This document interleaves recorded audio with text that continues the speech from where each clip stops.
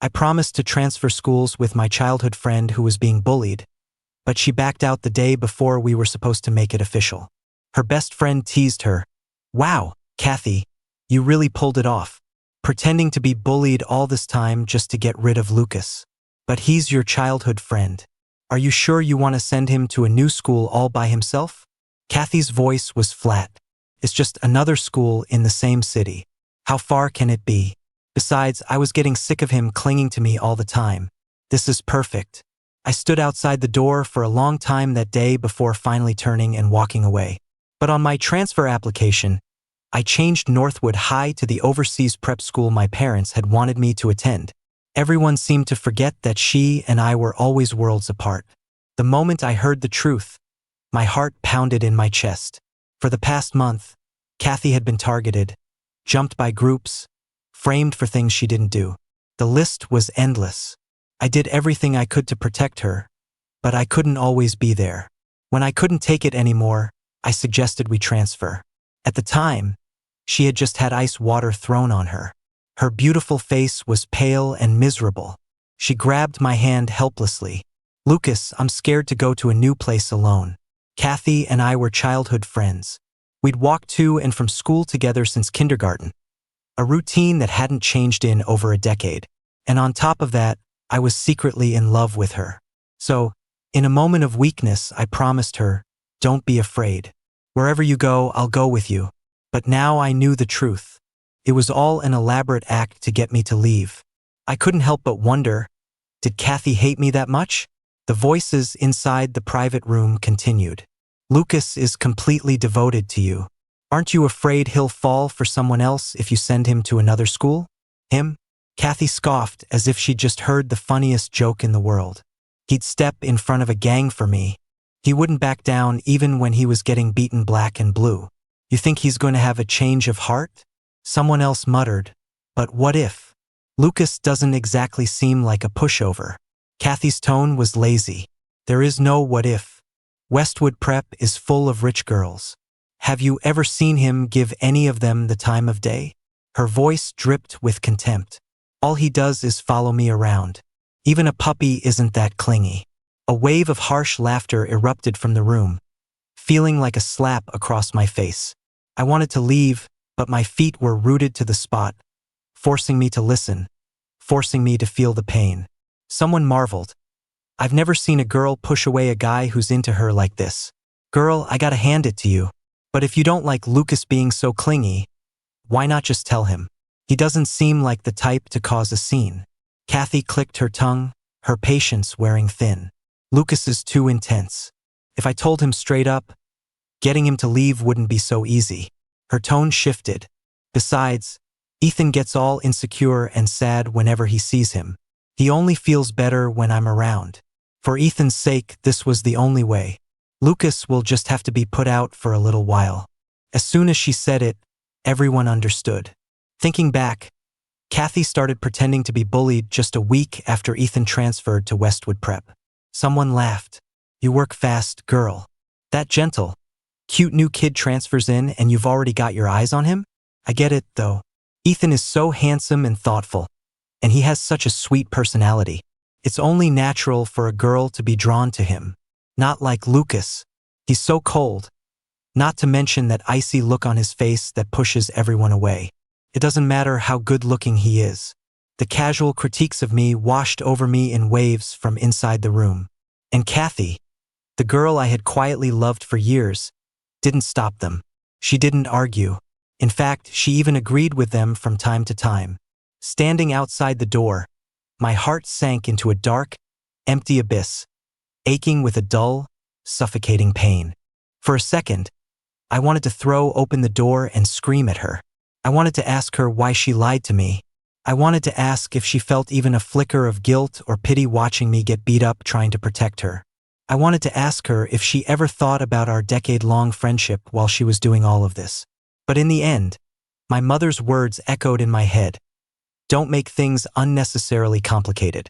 People don't just go bad overnight. I turned and walked away from that room.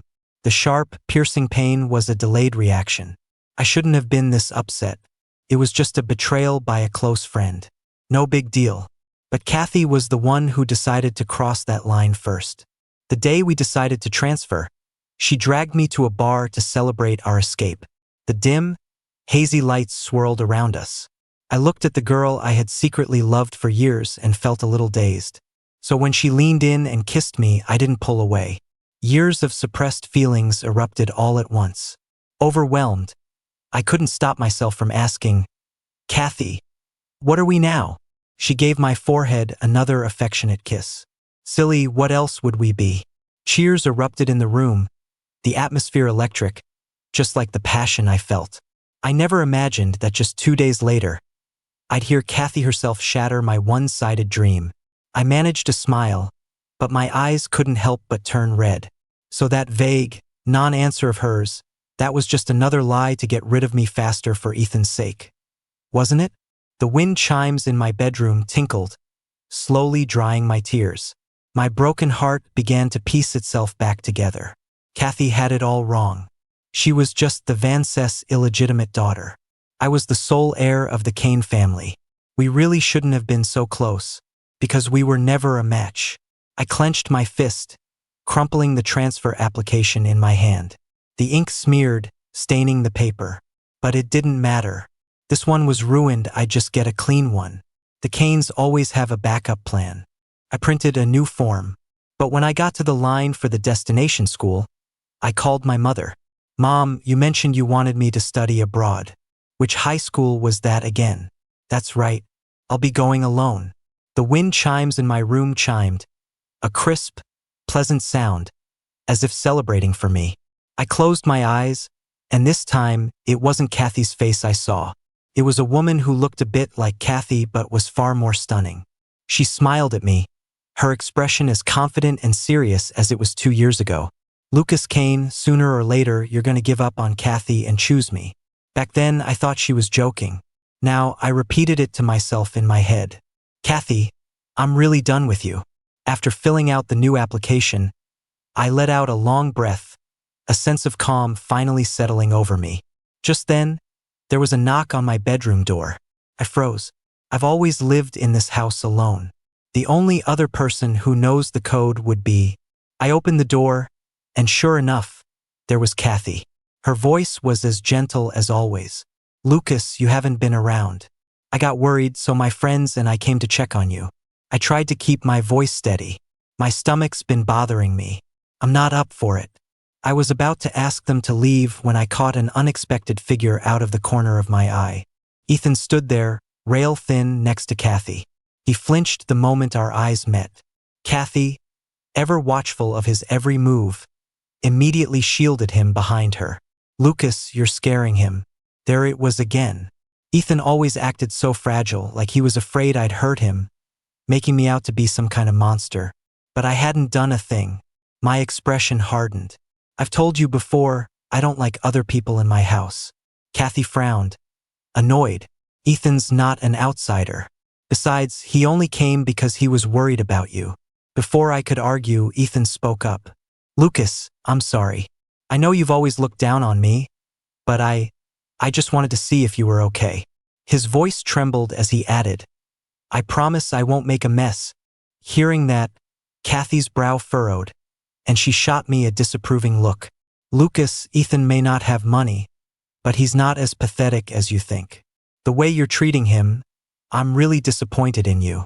Ethan cautiously tugged on Kathy's sleeve, playing the part of the bigger person. "Kathy, it's fine, really. Please don't fight with Lucas because of me." He sniffled, forcing a smile that was both hurt and defiant. "After all, Lucas said you two are childhood friends. How could I ever compare to that? What are you talking about? You're one of a kind." Kathy put a comforting hand on Ethan's shoulder, her voice soft and soothing. Then she turned back to me, her face like ice. "Ethan's not feeling well. I'm going to take him home. You should take a good long look at yourself. And don't forget to get that transfer form stamped." I did take a good long look at myself and my terrible judgment. Then I walked over and changed the security code on my front gate. The knot of anger in my chest finally loosened, just for a moment. The next day, I took the new application to school to get it stamped.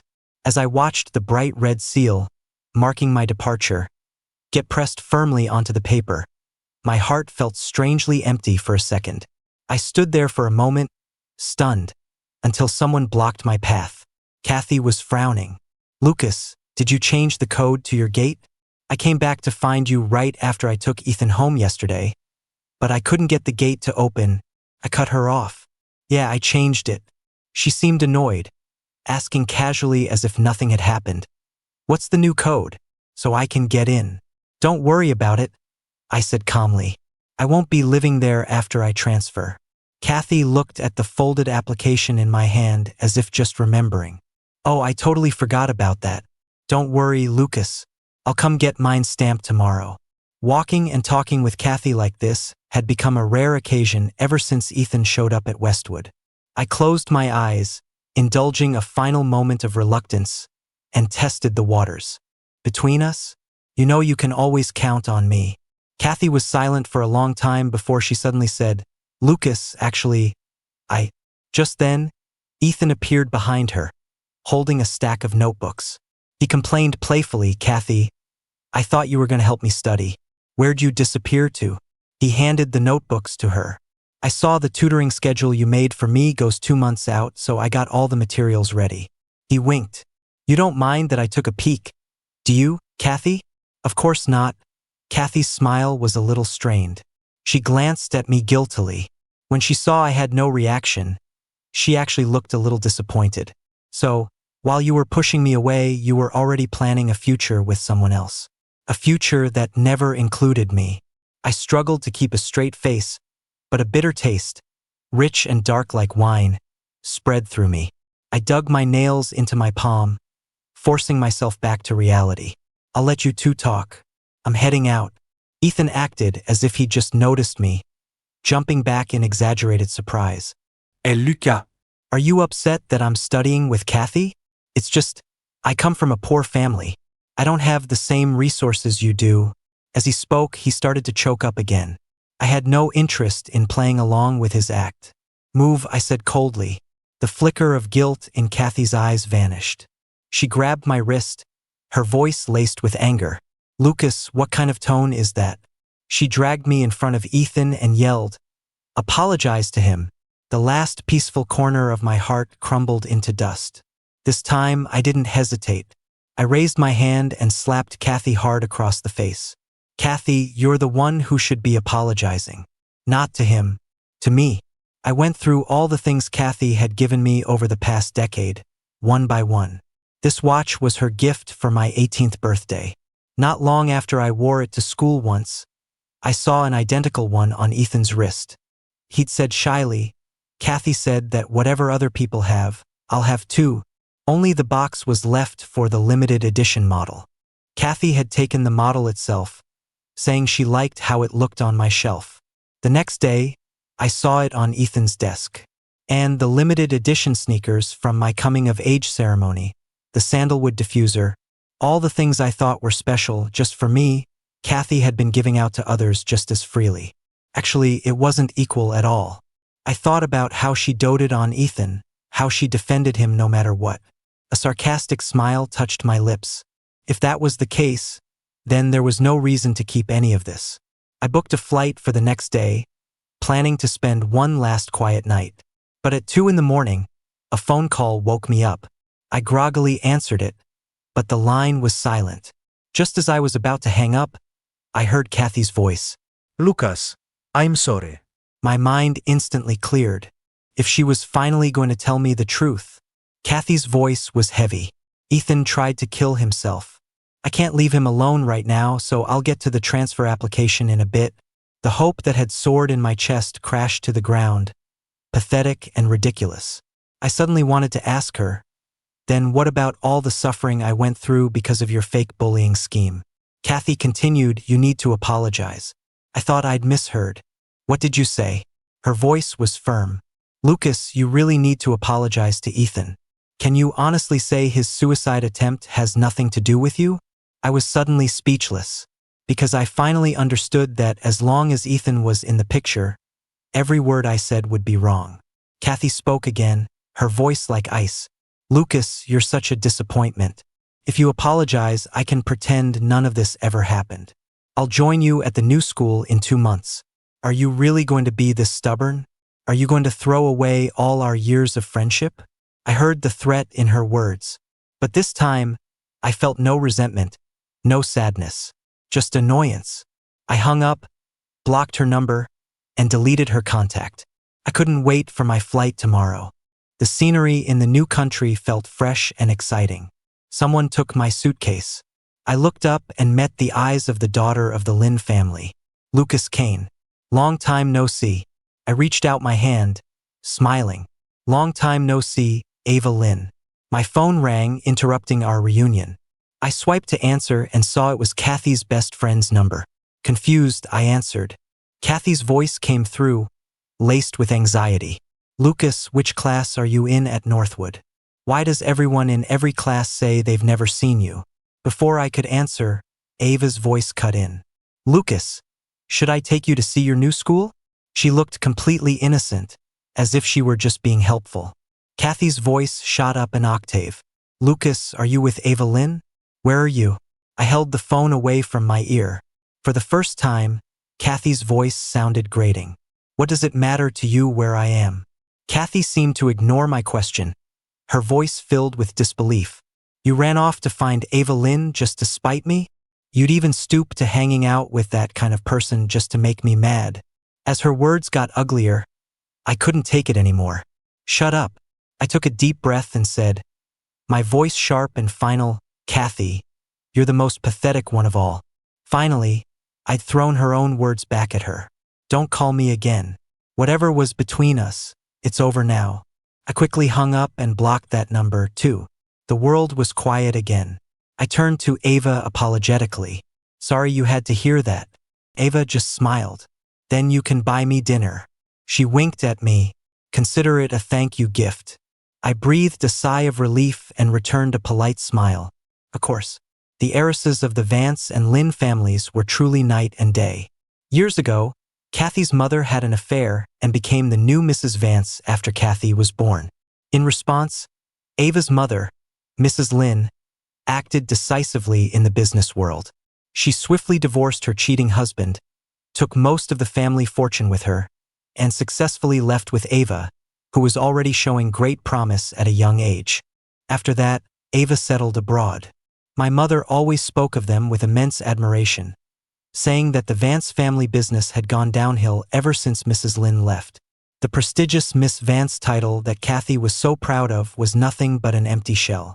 Whenever my mom brought it up, she would sigh and say, but our Lucas is too soft-hearted. Of all people, he had to fall for Kathy.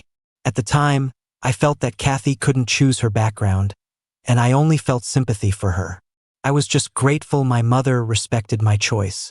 Only now did I realize that on some things, our parents really do see the bigger picture. The sea breeze brushed against my face, scattering my thoughts. I shook my head and looked at the road ahead, raising an eyebrow. This doesn't look like the way to a restaurant. Ava smiled. I'm under direct orders from your mother. You'll have to forgive me, Lucas. I chuckled and turned to watch the sunset blanket the wide avenue. The car, as expected, pulled up in front of a discreetly luxurious villa. Enrolling in a new school was really just a formality. Ava and I had both been raised as heirs, and before long we started receiving invitations to business events. Wearing a suit my mom had picked out, a violet pocket square folded neatly in my pocket, I mingled with a champagne flute in hand until I saw Ava. The young woman was dressed in a stunning purple couture gown that was both elegant and perfectly suited to her calm demeanor. The people around her took the hint and drifted away. I sighed helplessly. Neither of us can complain. We're both stuck in this world. That dinner, it turned out, was turned into an engagement party for me and Ava by our mother's clever remarks. We were adults, we weren't that naive. Ava and I had a silent understanding that it was just our moms joking around. We had, however, underestimated their determination to unite our families. If I received a limited edition watch from my mom, a few days later, Ava would receive the women's version of the same series from hers. Or Ava would get a pair of earrings from her mom, and when I was in a negotiation, my mom would hand me a matching pair of cufflinks. I was almost used to it, But this time, Ava looked me straight in the eye and said, word by word, what if I said that this time, I'm all for it? She took a step closer, her voice clear and smooth, like a spring running over stones, leaving a trail of mist in my heart. Or rather, every time, golden fireworks shot into the sky from the cruise ship. Looking into her bright, determined eyes, I think my heart skipped a beat. From then on, my relationship with Ava just felt right. After our engagement, my family arranged for me to do an internship at our company back home. My mom was already planning our future. You two can manage things on the inside, while your mom and I handle the outside. My dad quietly asked me to make sure Mrs. Lin didn't steal my mom away. With all these hopes, I boarded the plane home, unable to hold back a smile. As she saw me off, Ava took one of the bells from her wind chime and placed it in my palm. She had always been so poised and reserved around me, but even she couldn't resist letting the chime tell me she would miss me. After being away for months, Class 3A at Westwood Prep felt like a distant memory. When my friend Jax sent me the graduation photo I wasn't in, it felt like a lifetime ago. In the picture, Kathy and Ethan were standing side by side. They actually looked good together. My eyes scanned over their smiling faces, and I felt none of the old flutter in my heart. Jax was annoyed. We were so sad when you left, but now I think it was for the best. You have no idea. Ethan used Kathy's protection to act like a total drama queen in class all the time. After you left, he started spreading all kinds of rumors about you. The rest of us couldn't even keep up with the damage control. And that Kathy, it's like she's blind. She defended him at every turn. I mean, I get that other people don't know the whole story, but you two were friends for over a decade. How could she help him like that? I sighed and typed back. I'm sure in her mind, I'm the bad guy. I frowned slightly. I remember Ethan not being so bold before. Jax, as if finally getting a chance to vent, sent over 5 or 6 photos. Here, see for yourself. They were all screenshots of Ethan's social media posts. The first one, thanks to you, my coming-of-age ceremony wasn't as miserable as a normal person's. 2 photos were attached. One was of Kathy intently fixing his bow tie. The other looked like a group photo with classmates. But in the corner, you could accidentally see me, drenched in sweat. I thought back. Oh right, I was in charge of hosting that event for the student council. I had to give it to him. He went to a lot of trouble to capture me at my worst. The second one, she asked me to forgive her for being powerless. Next time, she said, she'll get me a new model. My girl, I'll never blame you for what arrogant people do. The photo was of a familiar limited edition model, the kind without the exclusive packaging. The third one, her restraint is always her best quality. My goddess, after the finals are over, don't let this diffuser be the only thing that helps me sleep. The picture showed a corner of a sandalwood diffuser. I skimmed through them, annoyed, until I reached the last one. My finger froze. The caption read, she said we can finally be like a real family. The picture was of Kathy, gently holding a little boy who looked to be about 3 or 4. Ethan stood beside her, his arm wrapped intimately around her shoulder, smiling blissfully. A message from Jax came through. He was always subtly putting you down on his feed, painting you as the other guy and making it seem like he and Kathy were a thing all along. Jokes on him, though, you didn't even care, ha ha ha ha. I smiled. It wasn't exactly a lie. Kathy just wanted to enjoy the affection from both me and Ethan at the same time. After graduation, he made it official. I heard the kid is his son with his ex-girlfriend, Sarah. He's using the kid to keep Kathy on a tight leash now. I was shocked. He's playing for keeps, huh? Jax's tone was indignant. Yeah, everyone knows about it now. With this stepmom in training status, Ethan's gotten really arrogant. But seriously, using a kid to trap someone is so low. I bet Kathy regrets it like hell. Thanks for setting the record straight for me. I typed back. Don't worry. If anything like this happens again, I'll just get my lawyers involved. We chatted for a bit longer. Jax's last message was, good to know you're really over it. Kathy wasn't worth it. I paused, then typed, yeah, it was true. I felt nothing at all. Kathy, the girl I had once loved so sincerely, was now just a topic of idle gossip. Time really does heal all wounds. The company headquarters was in my hometown, so I drove directly to my house to pick up some files. My mom had bought a small villa with a garden to make sure I was comfortable.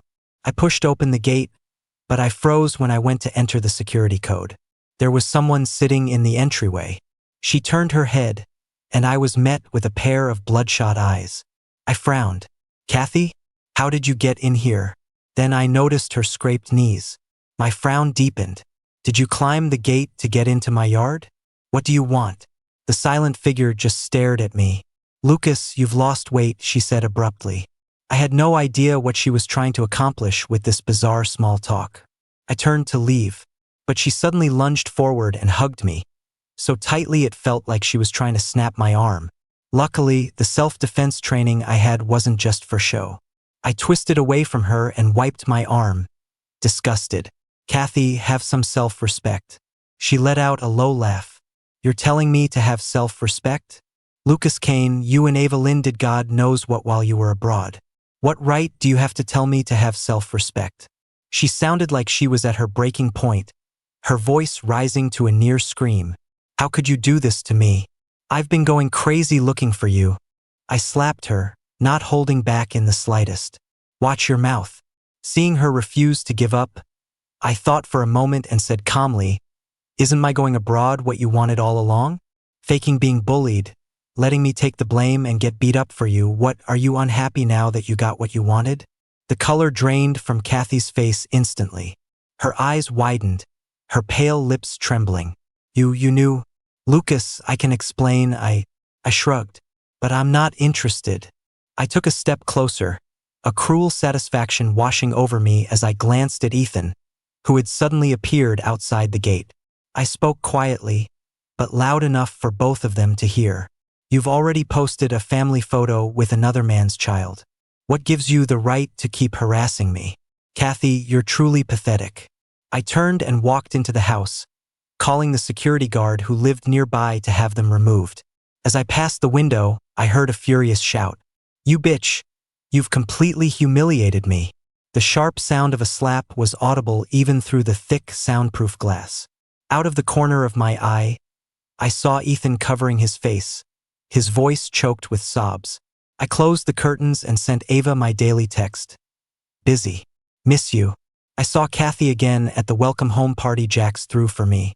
We were all adults now, and the conversation in our circle had shifted to family businesses and investments. The soft lighting and sweet wine made for a comfortable atmosphere. I couldn't help but stay a little longer than planned, but then an uninvited guest arrived. The room fell into a strange silence for a moment. Jax tugged on my sleeve and whispered, "Lucas." No one invited her. I nodded. I figured as much. Jax sighed in relief, his tone dripping with contempt. "Those two are basically the pests of our social circle now. Their families fallen from grace, and their personalities are trash. Especially Ethan. He looks at Kathy like she's a cash cow and is suspicious of any guy who even looks her way." I glanced over. Sure enough, Ethan was trailing behind Kathy. When he saw me looking, Ethan instinctively flinched, then shot me a fierce glare. Kathy seemed completely oblivious and walked straight to the seat across from me. As others tried to liven up the mood, I got up and headed to the restroom for some peace and quiet. A moment later, someone appeared behind me. Ethan hadn't changed at all.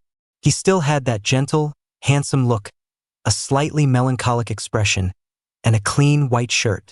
A year had passed, but his mindset was still stuck in high school. He didn't seem to realize that in this world, no one cares about a damsel in distress. Profit is all that matters. He was outdated, useless. His emotional currency had been surpassed by material value, so he was discarded. It was that simple. Ethan's eyes were filled with jealousy. He looked like he wanted to tear me to shreds. "Lucas Kane, you must be so proud, watching Kathy be so devoted to you." I looked at him silently in the mirror, momentarily speechless.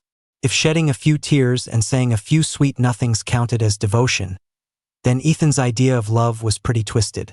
A series of emotions flickered across Ethan's face, and he suddenly looked triumphant. "But I bet you didn't know this. The reason you transferred high schools was because Kathy set the whole thing up. She was afraid I'd get upset seeing you. She was never even being bullied, but you took a beating for her. Ha ha ha. I remained calm because honestly it didn't matter anymore. That's right. It didn't matter. Both Kathy and Ethan would only drift further and further from my life. And I was confident that I would leave them far behind, for good. Ethan stared at me, his eyes wide with fury. What's with that reaction? Why aren't you angry? What gives you the right to be so arrogant? What right do you have? Just because you were born rich? What else do you have that I don't? You're just a loser who can't even hold on to a woman. He grew more and more agitated, raising his arm to hit me, but someone grabbed it mid-swing and threw him aside. Ava stood in front of me, looking down at Ethan on the floor. Regarding your slander and attempted assault of my fiancé, I have recorded the incident and reported it to the police. You can share your side of the story down at the station. I looked at the tall figure in front of me and couldn't help but smile. She had clearly dressed up to see me, her accessories and clothes perfectly coordinated with mine. It was childish and kind of adorable. The arrival of the police car was not subtle. Jax, wondering why I was gone so long, came out to see what the commotion was about, just in time to see Ethan being shoved into the back of a police car. He struggled wildly, screaming, "Who do you think you are? My girlfriend is Kathy Vance, the future heir of the Vance family. Let me go. I need to find my girlfriend." Everyone instinctively looked at Kathy. But as she watched the man she had once protected so fiercely get arrested, her expression was numb. She didn't make a sound. She didn't try to stop it. She knew how to save her own skin. I watched silently for a moment, and with that, the girl from my youth shattered into pieces. It was late by the time we finished giving our statements at the police station, so I just took Ava back to my place. When I opened my eyes the next morning, breakfast was already on the table. I leaned against the doorframe, watching her diligently washing the dishes. So domestic. Well, I don't have a ring on my finger yet. I have to be on my best behavior to make a good impression on my man. Otherwise, what if he gets mad and dumps me? Ava teased, tapping my nose. I sighed, thinking about the undisguised, gossipy looks my friends were giving Ava last night. I scrolled through my phone for a bit, and my eyes landed on a news headline. I laughed. You want a title? Well, here it is. The trending news headlines were in bold caps. Kane Air wrecks relationship. Kane Air's wild night with mystery woman. The two headlines were right next to each other, a neat, coordinated attack. It was a vicious attempt to ruin me, but Ethan probably didn't know that private villas usually have security cameras. Before the narrative could take hold, a video started circulating widely.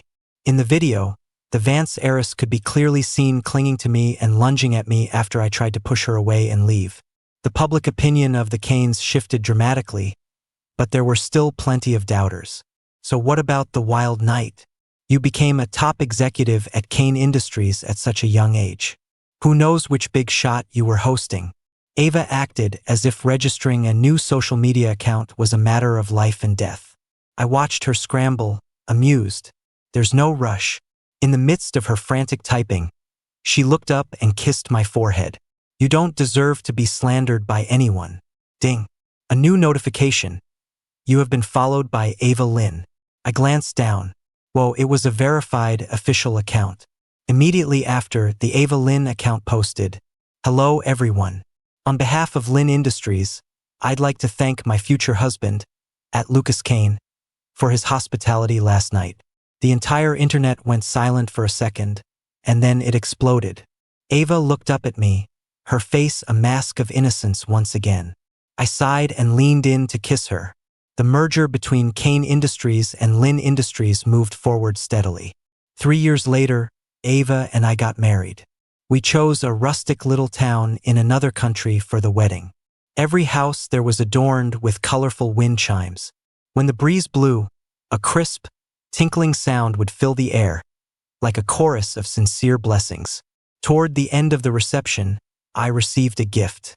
There was no name on it, but everyone recognized the Vance family seal. After Ava officially took over Lynn Industries, she had launched an all-out, high-intensity campaign against the Vance Corporation. If the Vance business was a crumbling tower after her father left, then after Ava was done with it, it was nothing more than a pile of rubble. Ava would never forgive the family that had betrayed her mother. I didn't hesitate to back her up. In fact, I took it even further. The Vance name had long since disappeared from our circles, because I would never forgive the people who had betrayed me, either. So, to receive a wedding gift from Kathy under these circumstances was quite surprising. When I opened the box, I found a valuable limited edition watch. A forgotten memory from when I was 18 suddenly came rushing back. It wasn't perfectly clear. It was after a practice exam, and I was helping Kathy analyze her mistakes. 18-year-old me had eyes only for her. I was explaining the problems while dreaming of a future that revolved around her. But I wasn't the only one who was distracted. Kathy was staring at me, and the sincerity in her eyes back then didn't seem fake. "Lucas, what kind of watch do you like?" The topic made both of us blush. Her voice was just as soft. "Okay, I'll remember that." The cicadas buzzed in the summer air. In that moment, I thought of forever. Her company is in that state and she's still sending watches like this? That must have cost her everything she has left. It was rare for Ava to be so cutting. I looked at her, so obviously jealous, and couldn't help but laugh.